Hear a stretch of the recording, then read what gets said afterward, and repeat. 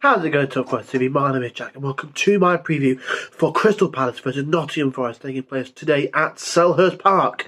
So, Crystal Palace away last season. Those incredible scenes of the away end, just singing the Waka Waka song for 90 minutes straight, even when Will Hughes tried to goad the fans by doing the shushing celebration. The fans there just did not care. They were in party atmosphere mode. The game before announced our Premier League safety. It was final game of the season, and that away end, I wasn't fortunate enough to be there, but that away end just seemed absolutely incredible. There wasn't a real care for the football on the pitch. It was just a bunch of Forest fans in a communal area singing all day, and it was incredible to see on social. Everything that was going on there was brilliant.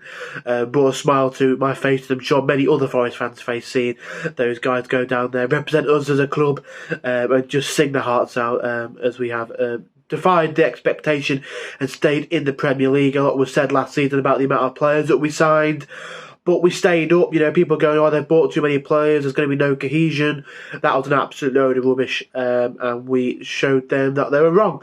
So, today it's a different sort of situation that we go down to Selhurst Park in. We've not just announced that we are safe in the Premier League, but we're not in a situation where we're going into a game expecting this is a game we need to get points from because we try and get ourselves out of the bottom three or whatnot. We're in mid-table and we're doing quite well. I feel like this season could be one where we're not going to really be phased too much by the proposition of relegation. It might just be a stability season, which I'm absolutely all for. I'm absolutely here for it. Palace are a good side, managed by Roy Hodgson, who's a very good manager for Crystal Palace. They had Patrick Vieira at the start of last season. Didn't quite go well. Hodgson came back in to the club, and he just carried on where he left off. He's a really good manager, and I really do rate Roy Hodgson. I know things didn't quite go well at England, and one thing and another, and it was the most embarrassing defeat of probably England fans of my generation's life. I don't think we've really experienced too much more embarrassing than that. But as a club manager and as a Crystal Palace manager, he's been really, really good. He got the best out of some players that, maybe some managers might have looked to move on. Jordan Ayew, I know he had such a problem with scoring for a while at one point, but he's got him looking like a good Premier League quality player now, and a few others. So, I take my hat off to Roy Hodgson and what's going on down at Crystal Palace.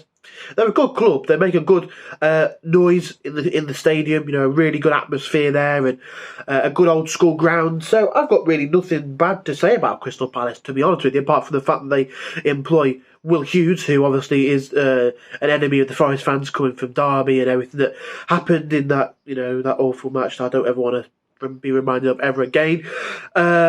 But, look, it's going to be a good game. 5:30 on Sky. Not the usual 5:30 on Sky fixture on a Saturday night. Usually you've got a team kind of looking to get into the European places, or a team in the European places. Like last week it was Liverpool and Spurs. The week before it was I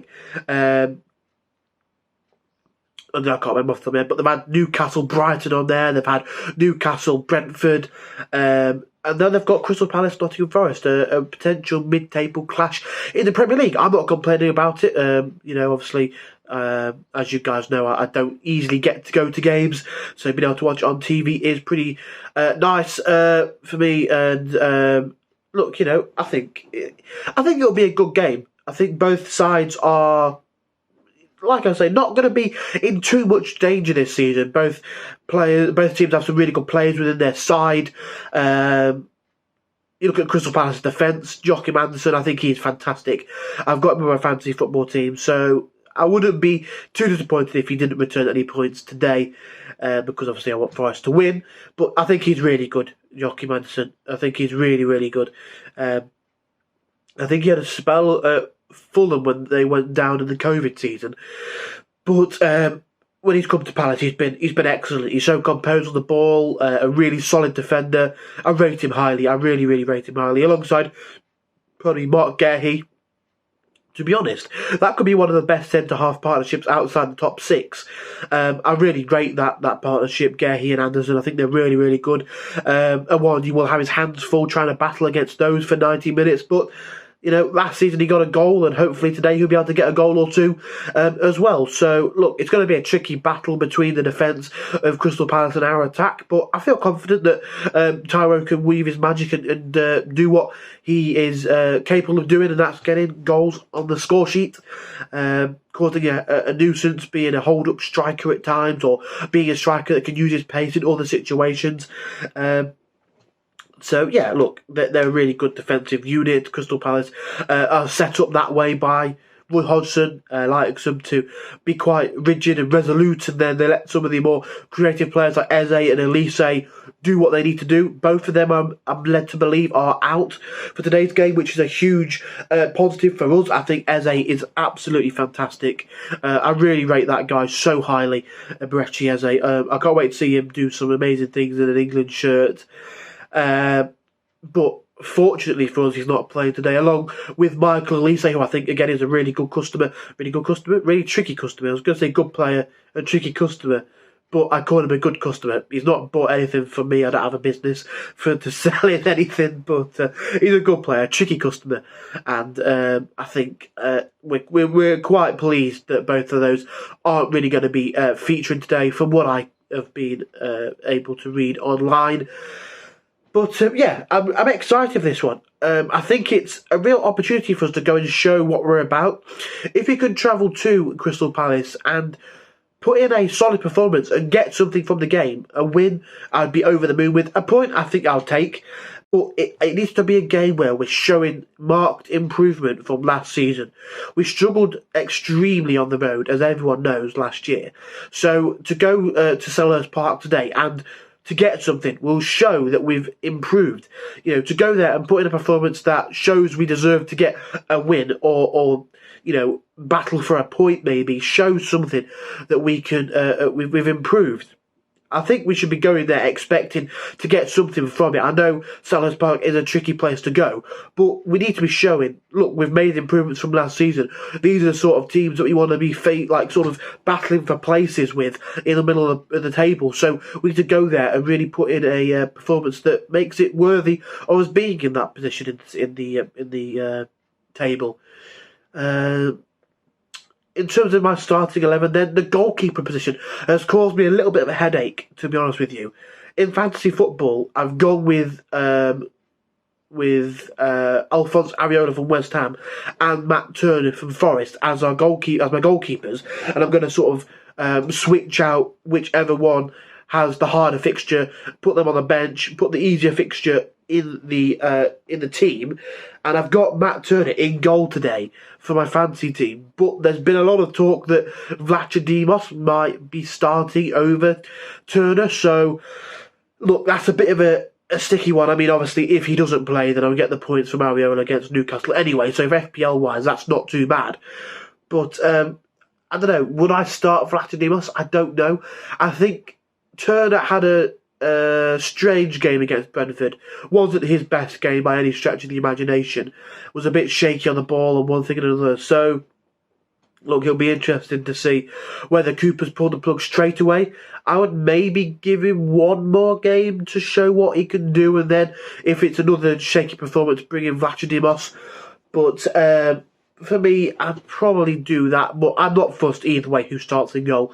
I think they'll both be alright. Back four then, I would have probably Aurier at right back. I know Niakate played left back against Brentford, but he is suspended for that red card that he picked up in the Brentford game. So I'd probably go with Harry Toffolo at left back. I think he came off the bench and put in a really, really good performance. I think he was really positive down that left-hand side. Linked up well with Gibbs White for the goal, put the ball in lovely for Dominguez. So I'd start him. I think he's deserving of a place from that cameo off the bench.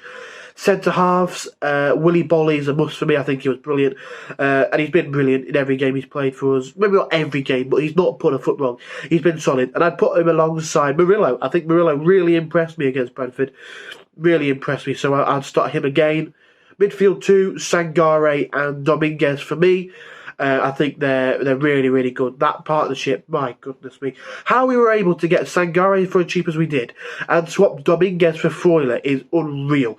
Dominguez for Freuler might be one of the best bits of business we've ever done. That, like, Freuler, don't get me wrong, he's a good player, but it didn't quite work for us. And then we bought in Dominguez, who looks brilliant. I've almost fallen in love with him as a player already. He's a passionate player, loves to tackle, loves to get forward, loves to get back. Brilliant player. In behind the strike, I'd go with Gibbs White. 2 on the wings, I'd have Elanga and Callum Hudson-Odoi with Tyrone Awoniyi up top. Yeah, I don't know. Scoreline is a bit of a difficult one. I could see it being another 1-1 draw, but I'm going to edge it with Forest 2, Crystal Palace 1.